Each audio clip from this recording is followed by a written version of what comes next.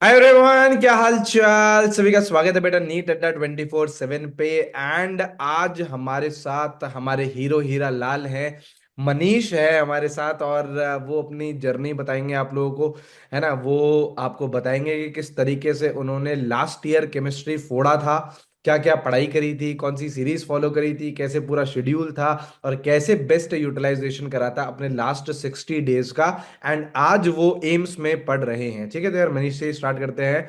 तो मनीष, सबसे पहले तो यार ये बता दो कि कौन से कॉलेज में हम पढ़ रहे हैं, नीट 2024 में हमारे कितने नंबर आए और केमिस्ट्री में हमारे कितने नंबर आए। सर नीट 2024 में 690 नंबर है आउट ऑफ 720, जिससे अभी मैं एम्स देवघर में हूँ। वाह। और केमिस्ट्री में मेरे फुल थे 180 आउट ऑफ 180। केमिस्ट्री में 180 आउट ऑफ 180 थे, ठीक है ना। तभी बेटा आप लोगों के यस। सामने हम मनीष को लेके आए हैं, ताकि बेटा 60 डेज में उसने किस तरीके से लास्ट में पढ़ाई करी थी। हालांकि वो बहुत पहले से पढ़ रहा था, लेकिन 60 डेज में किस तरीके से उसने एंड में रिवीजन करा, एंड में सीरीज फॉलो करी, एंड अपने मार्क्स 180 में से 180 लेके आए। ठीक है, सबसे पहले तो यार इसकी कॉलेज लाइफ के बारे में जान लेते हैं ना। अभी इसका मेरे पास मैसेज आया था कि सर थोड़ा सा जल्दी कर लेते हैं, इंटरव्यू है ना, सीनियर्स बुला रहे हैं ग्राउंड पे, है ना। तो कैसी चल हाँ रही है यस। कॉलेज लाइफ यार मनीष। सही चल रही है सर। अभी यहाँ पे मतलब सीनियर जूनियर का रिलेशन है ना, वो थोड़ा मेंटेन करके रखना पड़ता है। अच्छा। और बहुत मस्त लाइफ है। मस्त लाइफ है, मजा आ रहा है। मेडिकल। हाँ यस सर, बहुत मजा आया। ये पढ़ना, लेकिन इतना सोचा नहीं था इतना पढ़ना पड़ेगा एमबीबीएस में, जितना पढ़ना एमबीबीएस पड़ में रहा तो है आप पढ़ना अभी पड़ता आके। है यार। एमबीबीएस में तो पढ़ना पड़ रहा है बहुत। ना। लेकिन ठीक है ना, मतलब नहीं वो। इतनी वो कॉम्पिटिटिव एग्जाम वाली तो फील नहीं है ना। हाँ वो नहीं है सर, वो मतलब एक पीछे था ना कि मतलब घर वालों को कुछ करके देना है। कब तक घर वालों के उस पर रहेंगे। वैसा यस। नहीं है। अब चलो एक प्रोफेशनल चलेगा एमबीबीएस में, वो ही सही है। बिल्कुल आगे बिल्कुल। फ्यूचर का कोई दिक्कत नहीं हाँ, आगे है। फ्यूचर का कोई दिक्कत नहीं है। और एम्स दियोगढ़ से पढ़ रहे हो यार, उसमें कोई मतलब टॉप गवर्नमेंट मेडिकल कॉलेज से पढ़ रहे हो, तो फ्यूचर की तो कोई टेंशन है ही नहीं, है ना। यार अब है ना, थोड़ा सा हमारे जो नीट 2025 के एस्पिरेंट्स हैं उनको भी गाइड कर देते हैं यार, है ना। सबसे पहले यार मुझे बताओ, आपके हम्म। 180 में से 180 आए केमिस्ट्री में, तो एंड में आपने कौन सी सीरीज फॉलो करी थी। सर एंड में आपकी रफ्तार सीरीज फॉलो करी थी। और आपने जो एक बार वो 3-4 चैप्टर्स का मिला वो, मतलब जोड़ के एक साथ आप आते थे ना, 2-2 3-3 घंटे। यस। तो उसमें वो वाला फॉलो किया था। रिवीजन के लिए तो बस आपकी रफ्तार सीरीज फॉलो करी थी। तो एक पूरी साइड आपका सीरीज फॉलो लेक्चर करी लगा थी। लेता था। हाँ जी। हाँ ये सर, पूरी सीरीज, पूरी की पूरी सीरीज फॉलो करी। एक से वो आपने लिखा था ना 25 डे इक्वल टू 25 चैप्टर। हाँ। यस। तो मैं शायद हाफ में आया था। तो मैंने आपके लेक्चर 5-6 लेक्चर एक दिन में देख लेता था, जल्दी जल्दी अच्छा। रिवीजन के चक्कर में, और बहुत परफेक्ट था। तो आपके लेक्चर मतलब 2-3 बार मैंने देखे हैं, जिसके कारण वही, ये जब भी मेरे को दिक्कत आता था तो आपका लेक्चर 2 बार, एक दो बार खाना खाते वक्त याद कर लिया, तो जिसके कारण पूरा वो चैप्टर फॉर्मूला था, वो सब माइंड में रहता था। रिवीजन बहुत तगड़ा था। यस। यस। बेसिकली यूज करता था आपके रिवीजन के लिए ही चैप्टर लेक्चर्स को। राइट। राइट, तो यार है ना, देखो रफ्तार तो अपन ने पिछली बार सबसे पहली बार स्टार्ट करी थी, है ना। अब बेटा रफ्तार 2025 की भी बारी है ना। तो यार 4 तारीख को ऑलरेडी हम इसका लॉन्च कर चुके हैं, है ना। अब इसका पहला यस सेशन आने वाला है। तो यार मुझे ये बताओ, बच्चों को किस तरीके से फॉलो करना चाहिए, आपने किस तरीके से फॉलो करा था, लाइव लेक्चर्स अटेंड करे थे, कैसे डीपीपी सॉल्व करी थी, कैसे जो मैजिक डीपीपी असर्शन रीजनिंग की दी थी वो कैसे सॉल्व करी थी आपने। सर, मैं तो क्या करता था, मतलब मेरा स्टार्टिंग में वो था कि वो टेस्ट सीरीज होता रहता था साइड में, तो टेस्ट दे के आता था, फिर उससे मेरे को जो क्वेश्चन डाउट आते थे वो फिर मैं रफ्तार में देखता था, अगर हो चुका है तो फिर उसको साइड में लगाया, जो कंसेप्ट पूरा वो चैप्टर पूरा रिवीजन कर लिया। और फिर उसके मतलब शॉर्ट नोट्स थे तो शॉर्ट नोट्स से पढ़ लेता था, वो क्लियर हो गया था। वैसे ही किया था रिवीजन के लिए। और लास्ट में ये था ना कि जो डर था ना आपका, वो केमिस्ट्री का, कि इतना सारा आपका वो, ये पी ब्लॉक में आपने बताया था जितना मैं बता रहा हूँ उतना कर लो, उसके हाँ। बाहर नहीं आएगा। हम्म। उतना ही आया था, पी ब्लॉक के लिए भी देखा था, तो यस। वैसे ही किया था। है ना, तो मतलब बेसिकली बच्चा जैसे जैसे रफ्तार के लेक्चर आते जा रहे हैं वैसे वैसे लाइव अटेंड करते जाए। मतलब मेरी रिकमेंडेशन ये रहती है हाँ हमेशा कि लाइव अटेंड करो, है ना, क्योंकि अब लाइव इंटरेक्शन होता है, तो यस। वो यस। ही। हाँ। अगर कुछ किसी में डाउट है तो वो तुरंत आपसे पूछ सकता है, वरना फिर वो पूछेगा नहीं, आप भी फिर उसको डिटेल में बता सकते हो। बिल्कुल बिल्कुल। है ना, और वो भी नहीं होता है ना यार, प्रोकास्टिनेशन भी नहीं होता है। बच्चे या जैसे जिस दिन लेक्चर आया है, जैसे इस बार जो टाइमिंग रख रहे हैं वो इवनिंग की नहीं सुबह की रख रहे हैं, सुबह की 10 बजे की रख रहे हैं। तो बच्चे को ये बोल रखा है हम्म। कि यार 3 घंटे दे दे, 10 से लेके मैक्सिमम 1 बजे तक दे दे, है ना, उसमें प्रैक्टिस भी करवा देंगे, उसमें थ्योरी भी करवा देंगे। लेकिन जिस दिन हम्म। लेक्चर आ रहा है उसी दिन लेक्चर देख लो, ताकि यार ये नहीं हो कि यार हमारा हम्म। बैकलॉग क्रिएट हो रहा है। राइट। हाँ वही सर, इससे कंसिस्टेंसी हो जाएगी और आपका 25 दिन में सिलेबस खत्म हो जाएगा केमिस्ट्री का तो टेंशन ही नहीं लेना।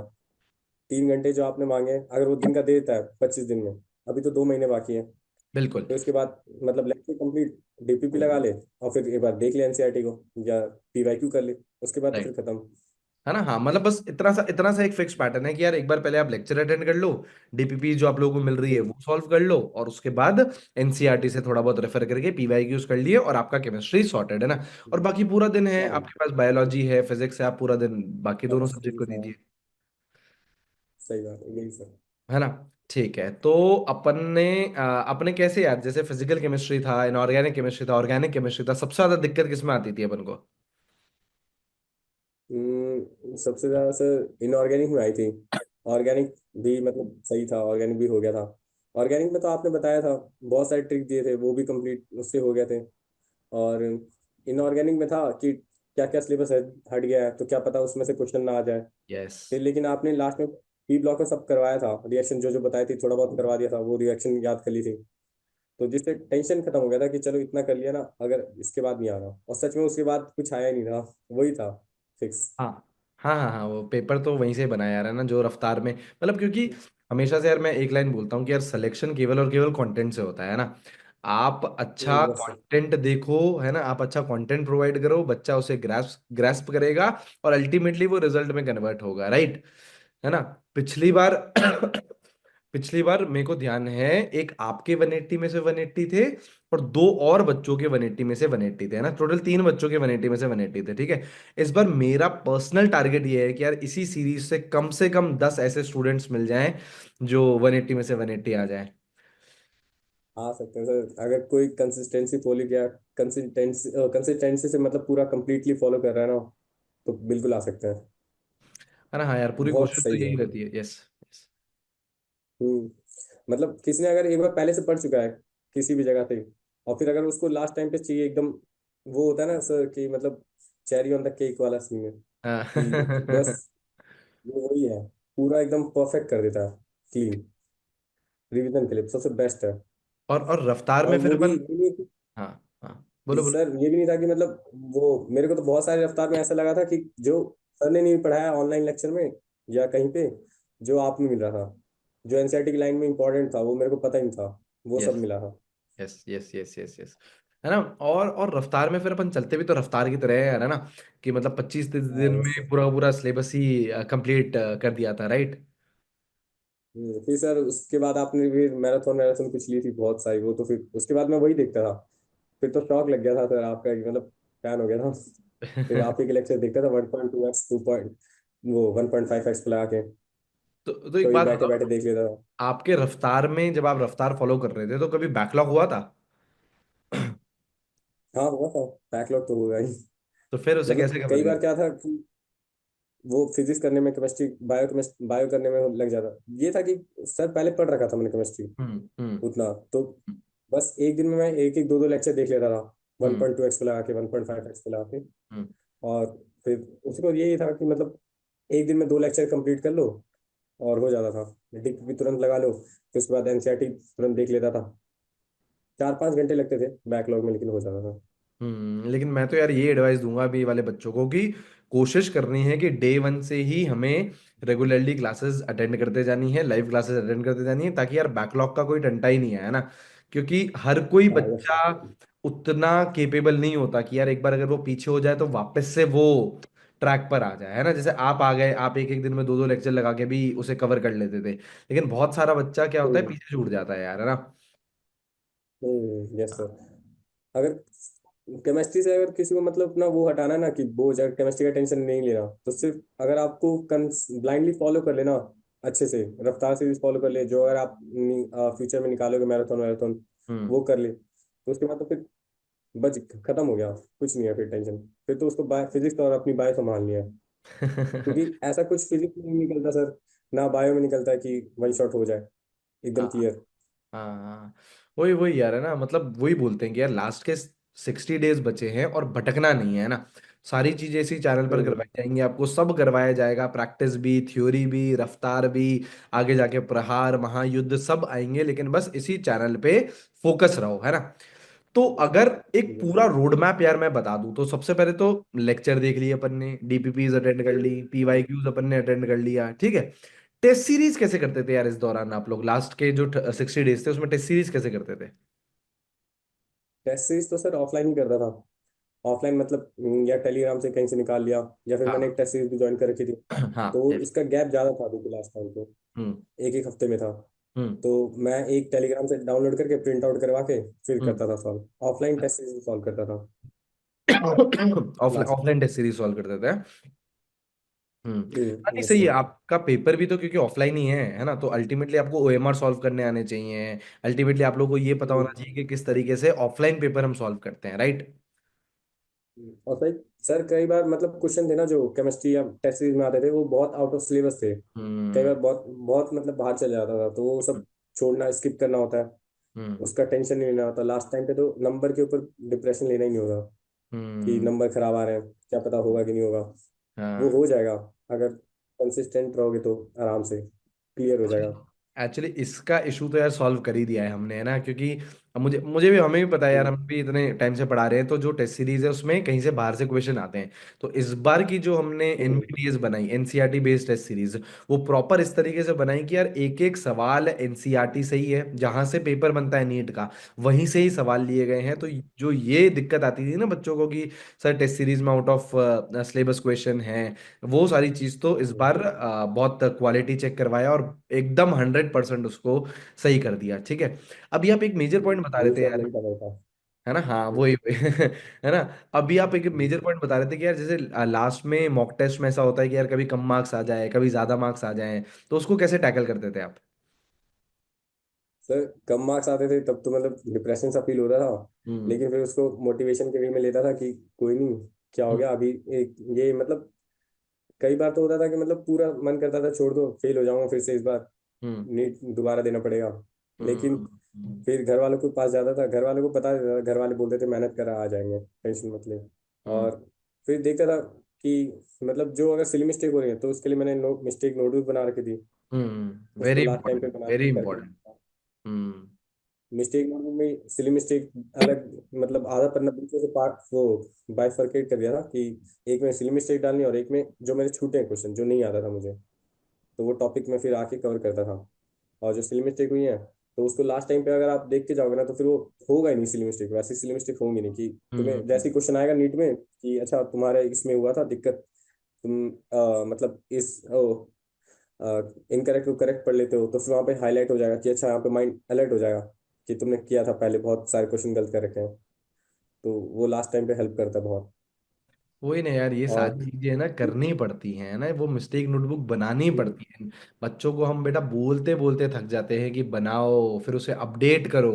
जैसे जैसे आप टेस्ट दोगे, मॉक हम्म, टेस्ट दोगे, तो आपको पता चलेगा ना कि यार क्या गलतियां हैं, क्या वीक पॉइंट्स है, उसको अपडेट हम्म, करते हुए चलो। फिर देखो कि यार जादू क्या है, फिर देखो कितने ड्रास्टिक इंप्रूवमेंट होता है। हाँ ये सर स्टार्टिंग में तो कम ही नंबर आ रहे थे, मतलब स्टार्टिंग में थोड़ी देर तक बढ़े थे, फिर वापस डिक्लाइन हो गए थे।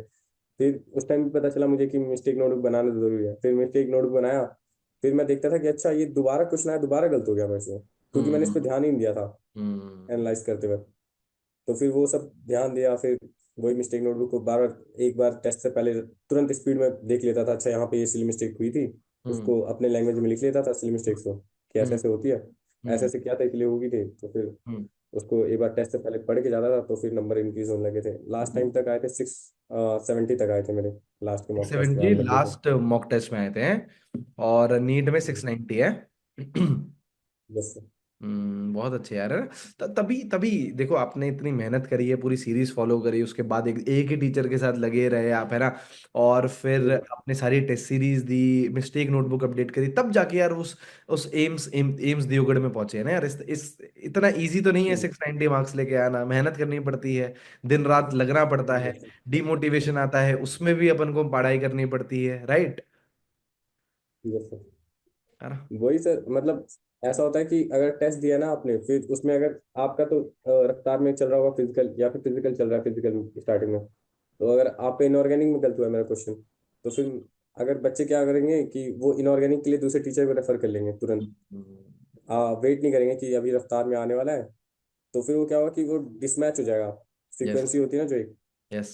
स्टूडेंट की टीचर्स के साथ, वो डिसमैच होने लगती है। यस। फिर वो दिक्कत हो जाती है कि नहीं हो पाएगा। तो इन नालायक वैसा नहीं करना बोल होता दो। है, वेट करो। वो हाईलाइट कर सकते हो आप चैप्टर में कि आपका ये वीक पॉइंट है, तो वहाँ पे ज़्यादा ध्यान देना है। अब 25 दिन में तो हो ही रहा है, तो फिर क्या दिक्कत है, थोड़ा सा वेट करो, हो जाएगा। सही बात है, सही बात है। तो इन नालायकों को बोल दो कि एक ही टीचर को फॉलो करना, है ना, और रफ्तार के सारे हम्म, लेक्चर अटेंड करना। एक लास्ट मैसेज दे दो इन्हें, है ना, ताकि फिर अपन हम बस स्टार्ट करने ही वाले हैं, पहला सेशन आने ही वाला है, और जोर और शोर से लग जाएं और सिलेबस भी कंप्लीट करें, और 180 में से 180 के जो मेरा टारगेट है कि मिनिमम 10 बच्चे होने चाहिए, वो अचीव करें इस बार। हाँ यस सर। तो लास्ट मैसेज तो यही है कि जब भी स्टार्ट करो रफ्तार सीरीज फॉलो करना, तो एक बार भगवान के ऊपर या फिर किसी भी जिस रिलीजन को मानते हो उनके ऊपर हाथ जोड़ के प्रे करना कि नीट में आ जाए। और एक चेकलिस्ट बना लेना कि रफ्तार सीरीज का मैप, माइंड मैप आपने दिया होगा ना सर, हाँ। कि वो होते जैसे जैसे होता जाए चैप्टर, वो टिक मारते रहना। यस। और विश्वास रखो, कंफर्म हो जाता है जो भी होगा, इससे बाहर नहीं आएगा, रफ्तार सीरीज के बाहर कुछ भी नहीं आएगा। और 180 आउट ऑफ 180 आ सकते हैं। बस लास्ट के टाइम पे किसी भी चीज़ को फॉलो करो तो अच्छे से फॉलो करो, और डिप्रेशन मत लेना, हो जाएगा। बिल्कुल। और सर आप मोटिवेट करते रहते हो, वो मोटिवेशन मतलब लेक्चर के थ्रू ही आता है। वो यार है ना, देखो हम तो मोटिवेट करते ही रहते हैं, लेकिन एक बार उस बच्चे से सुनना हम्म, जिसने उस सीरीज को फॉलो करा, उस सीरीज से 180 में से 180 लेके आया, तो ये एक अलग मोटिवेशन है बच्चों के लिए, है ना। आज आपका इंटरव्यू आया है, जब नेक्स्ट 2026 वालों के लिए रफ्तार आएगी, तो मेरे को लग रहा है कि यार चार हम्म, पांच बच्चे आएंगे और हमारे साथ इंटरव्यू देंगे, है ना। तो यार बहुत ही हम्म, अच्छा लगता है यार, मनीष आपको हमेशा देख के। और आओ यार गुड़गांव, गुड़गांव जब चक्कर लगाओ तो मुझे जरूर ठीक मैसेज सर। करना, मैं भी आऊंगा, मुलाकात करते हैं अपन लोग, बिल्कुल। है ठीक है ना। सर, ऑल द बेस्ट सबको। बढ़िया नंबर लाना है इस बार, 180 आउट ऑफ 180 लाना ही है, 10 से ज्यादा ही लाना है बिल्कुल बिल्कुल सबको। बिल्कुल बिल्कुल। ठीक है, थैंक यू सो मच यार Manish, thank you so much, बहुत अच्छा लगा यार आपसे बात करके। और बेटा जो सेशन का लिंक है ना, पहले सेशन का, वो कमेंट और डिस्क्रिप्शन बॉक्स में दे रखा है, वहां पे जाइए, वहां पे अटेंडेंस लगाइए, और कंसिस्टेंसी के साथ फॉलो करिएगा। गारंटी मेरी है, कंटेंट की हम्म, गारंटी मेरी है ना। बस आपको जो मैं बोल रहा हम्म, हूँ वो आप फॉलो करिए, फिर देखिए बेटा कितने शानदार तरीके से हम लोग सिलेक्शन देते हैं, ठीक है। चलिए, थैंक यू जी, have a great day, see you guys, मिलते हैं बेटा पहले सेशन ऑफ रफ्तार में। Take care, bye bye.